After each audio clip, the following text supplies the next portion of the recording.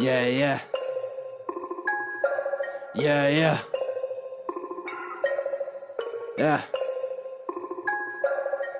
Look, Wrestling 101, classes in session. Pay attention to the teachings, that's from Andrew and Derek. I mean, these guys making a killing with no competition. Dynamic duo better than the Hardy Boys and the Dudley Boys. Everybody make some noise, mess with them, you get destroyed. They cannot be beat, take a seat. Watch them do they thing on the MIC. Face defeat, they cannot be seen like JC. Oh my goodness, it's a killing spree.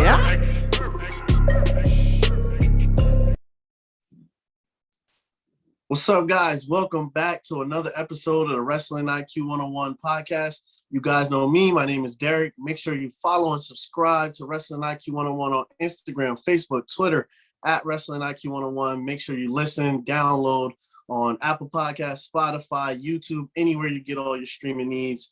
Today, a very special day with a very special guest with me, the Russian Dynamite, Masha Slamovich. What's up with you? How you doing? Hey, y'all. I'm a little sweaty because I just finished running, but I'm here now. I'm here to chat. Nice. Look at that. I appreciate you taking that time out and, right after a workout, coming on and talking to me. Also, I want to say a happy belated birthday. I know it was your birthday a couple days ago. So happy birthday to you. Thank you. Oh, man. So what'd you do for your birthday? I'll start with that. How was that day for you? Pardon? For your birthday, what'd you end up doing for your birthday? Well, I actually wrestled on my birthday at RWR, and I'm not going to put out any spoilers for you, but you guys can look out on the RWR YouTube channel and on Title Match Network for the matches to be released this coming week, I think. Nice. So you did what you loved on your birthday. I could definitely feel that. I did what on my birthday, and then we ate some good food and we drank some good drinks, and it was a great time. All right, see, that's good. I like that right there. So for you personally, like with wrestling, what was it that drew you to wrestling? Like, what did you like about it, and like, what just made you grow that love of wrestling? Well, I've always loved, martial arts and any kind of combat sport. And when I was a really, really young kid, I saw professional wrestling on TV. And the second I saw it, I was just, I knew that that was my thing. I was like, yep, that's my little niche. That's my combat sport of choice. Nice. Was there anyone that like drew your attention that was a wrestler on TV, or any favorites or anything at that time? Nobody in particular drew me to wrestling. I just kind of loved, the fighting element of it itself. My favorites at the time were definitely people like Undertaker and Chris Benoit, Shawn Michaels, Rey Mysterio, Bret Hart, those kind of wrestlers. Definitely. So what was the point where you were like, I'm going to take this seriously. I want to start training, and, I want to pursue this as a career? Well, I'd always taken it seriously. I just didn't have any leads as to where one would even go to become a professional wrestler. So I just decided to start, weight training and doing CrossFit and doing all kinds of other sports, swimming, track and field, because in my mind that would help me stay ready for wrestling. And when I was 16, I discovered a wrestling school in New York City, the World of Unpredictable Wrestling, run by Johnny Rods, and I immediately signed up. And then the next week, I already started training, and ever since then, it's history. Oh man, see, that's pretty dope. So 16-year-old, and you get to train with one of the best out there, Johnny Rods. That's an amazing story right there. I talked to Ricky Martinez last week, who's also trained under Johnny Rods. So I always hear good words about him all the time. Also, you doing coaching with the Fallout Shelter. How did that all come about with you doing coaching as well? So as you may know, I started working with Battle Club in, I want to say September of 2018 or something. So no, 2019, something like that. And ever since then, up until me leaving for Japan, I had been working there. And upon my return from Japan, I started coaching at a different school in New York City. But we parted ways with that school, and Joe Kim was kind enough to invite me, letting me know that there was going to be a school opening, and took me on board as a coach. Oh, that's awesome. Joe Kim, also another good dude in the business as well. I know he has a show coming up soon with the Jobber Tears podcast. So definitely, guys, make sure you get out and you support Battle Club Pro. Definitely a good promotion there. So what is it about coaching though?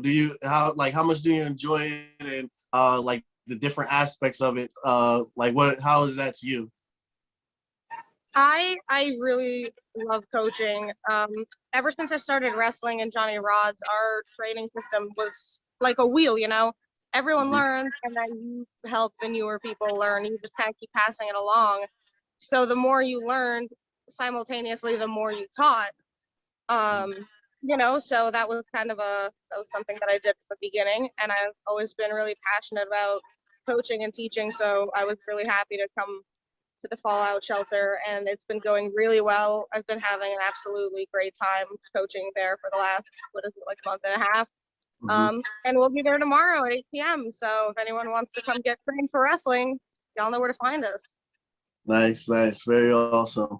Now let me ask you. So for me, I played basketball. Just trying to make comparisons for you. I played basketball. Now I do coaching of basketball right now. So for me, it's always hard to.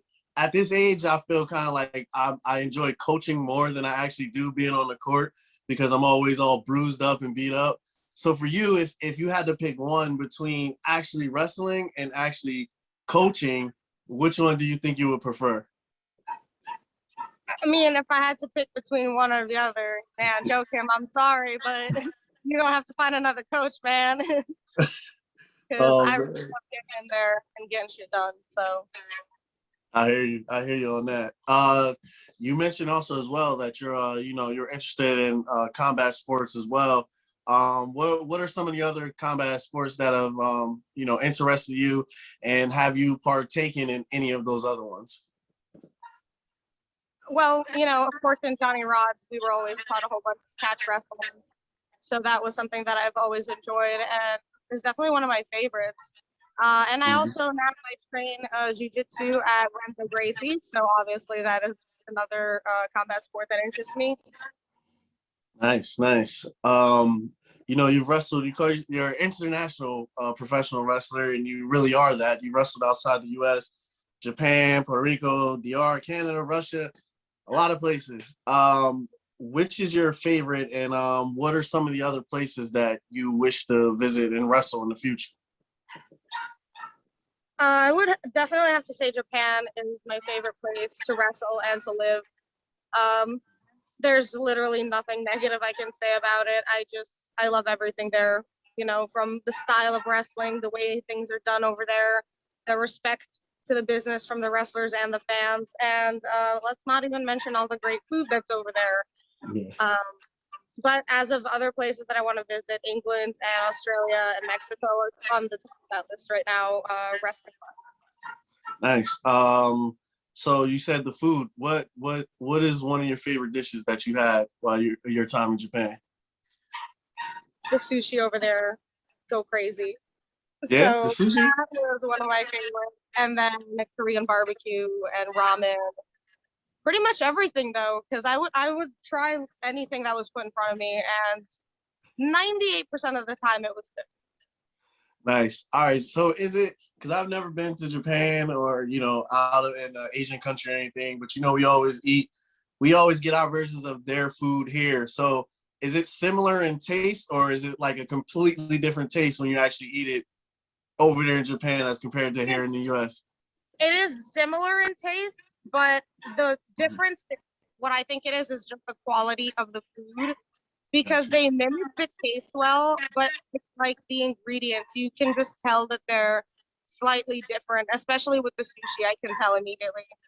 I would just have to say they don't use GMO products over there, to my knowledge, so that would probably have a great deal of matter. Definitely. I could definitely see that. So for you also, having Russian descent, how important is it to you knowing that, every time you go out there and you compete in the ring, that you're representing your country? How does that feel for you? It's an amazing feeling. It's something that I've always wanted to do. Like when I was growing up, I always thought that I would wrestle, representing Russia, especially since we don't have much wrestling over there. And it's really hard for our wrestlers to get out there. So I always wanted to be the one to lead the charge and hopefully get more attention on Russian wrestling. That's crazy. Yeah, that was gonna be my next question. I was gonna ask, is wrestling as big in Russia as it is here in the U.S.? Like, do they have like independent scenes and schools out there like we do out here? They have a very small independent scene. We only have a couple of federations, obviously. IWF in Moscow is the federation that I worked for while I was over there. They have a school, they tapings, and they do live shows.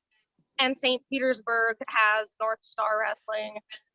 Those are the two that I'm really familiar with. And, I would strongly suggest that you guys look into it, their YouTube channels, their Instagram, all of that. I'll link that in my stories. If you do this podcast, you go look at it. Awesome. Definitely make sure you guys check that out for sure. When you're not wrestling, hobbies outside of the ring, what is like a normal day or something that you enjoy to do when you don't have to worry about wrestling? Yeah, I'm just like getting into hobbies now. I know that sounds crazy, but I literally just have devoted my life to wrestling so much I never did anything else. So now on my time off, obviously I go running like I did right now. I weightlift, I do jujitsu. I'm learning how to play the drums, and Nice. I just got a PS4. So now I'm just like sitting around playing video games, listening to music, having a great time. Oh Doing man, nothing. The less nothing I do, the better after I'm finished training. nice. I hear you. What are you playing on PS4? Which games? Yeah, I've been playing Crash Bandicoot. Oh wow, nice. I'm just having a great time fucking running around trying to finish these little challenges. Oh, see, that's 90 kid stuff right there. That's from my generation right there. Let me ask you, so for being a trainer, what would you say is, training under Johnny Rodz as well, what would you say is the best advice that you received? And what would you say is the best advice that you've given to someone else as a coach? Both of those are just going to be don't think and just do. Because I mean, obviously it used to happen to me and it happens to so many of my students. Y'all just like psych yourself out, just trying to like worry about it so much. I'm like, no, you're overthinking it. Stop thinking about it. Whatever like the drill is or whatever the case may be, just look at it. You got to see it again, and then just do it. Like trust your instincts, trust your gut, and don't overthink it. So just do it. Yeah, got you. Do you ever, as a coach, do you ever like feel like there's extra pressure on you or anything? I myself, I was surprised. I was like, yo, she's a coach. And then I saw like, yo, she's only like 23. And I was like, yo, that's pretty impressive to be, so young, but not as far as wrestling, because you've been doing it for a while now. Do you ever feel like there's any extra pressure or anything like that? Or is it kind of just like, you're like, hey, I know my stuff and I'm good to go and I know I can do this? There's always extra pressure because I want to give my students the best, that I can do for them in wrestling. I want to do for them what everybody at Johnny Rodz did for me. And I always feel the pressure that, even if I do think I'm doing a good job coaching right now, there's never a good enough job. You can always do better. So I always collaborate with other coaches. I'll ask what kind of drills they're doing. I'll ask their opinion on things because, I don't know everything. I don't think I do, and I never will. So I'm always trying to get the best information that I can for my students and to do, my best for them. Got you. What are your goals with professional wrestling? What are you hoping to accomplish with all this? Obviously, you're very dedicated. You put a lot of time into your training. So what are you hoping to accomplish? I want to leave a legacy.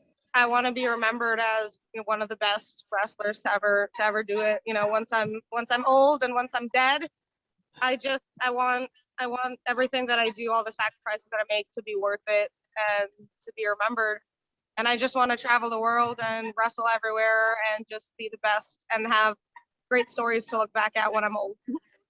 Perfect. That's a good mindset to have for sure. If someone said, "Hey, I don't know who Masha Slamovich is.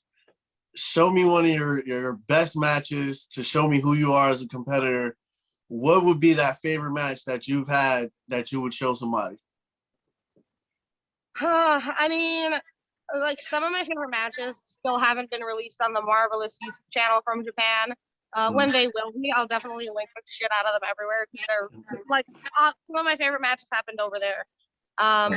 But I guess one of my recent favorites that is available, it's probably on indie wrestling. It's me versus Kimberly. I would say that would be one of the best ones I've done so far. Nice. That's awesome. Definitely can't wait to see that and would like to see that. You also had your experiences with Impact Wrestling as well. How was that experience and just getting to be a part of that? I know you had a match with Jordan Grace that you debuted with. How was that experience for you? It was really awesome. I said it once, say it again. I'd love to go back and work with Impact.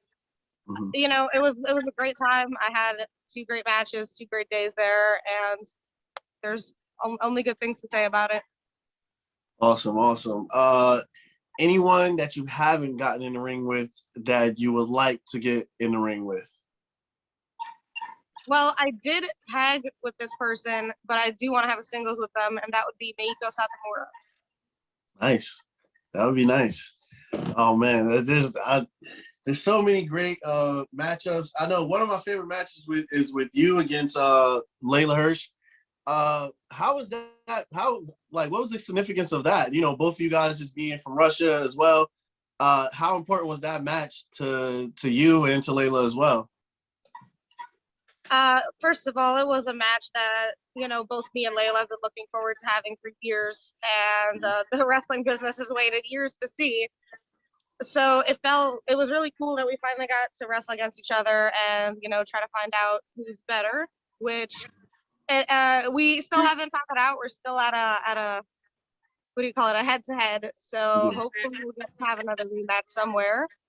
But it was really cool that, you know, 2 Russian wrestlers got to showcase what they can do best and get some more eyes on Russian wrestling, like I said, because we both represent not only us, but we represent our heritage when we wrestle as well.